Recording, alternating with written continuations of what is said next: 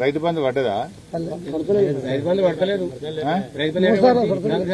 అరే వేసిన అంటుండు కానీ రేవంత్ రెడ్డి నిన్న కూడా చెప్తుండు వేసిన అంటుండు. 2 లక్షలు రుణమాఫీ అంటాడు, గ్యాస్ అంటాడు. ఒక్కనే కాదు వాళ్ళ మంత్రులు అంటాడు. ప్రతి వార్తల్లో చూడు అదే మాట అంటాడు.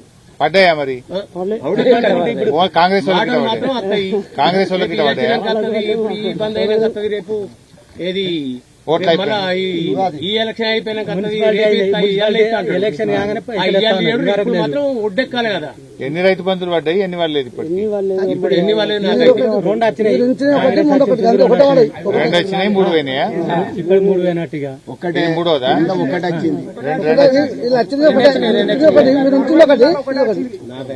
అంటే ఆ ఒక్కటి అది కేసీఆర్ బాపతి కేసీఆర్ ఇచ్చే పైసలు ఓటు గెలిచాకే ఇచ్చిండు. ఒకటేసారి కూడా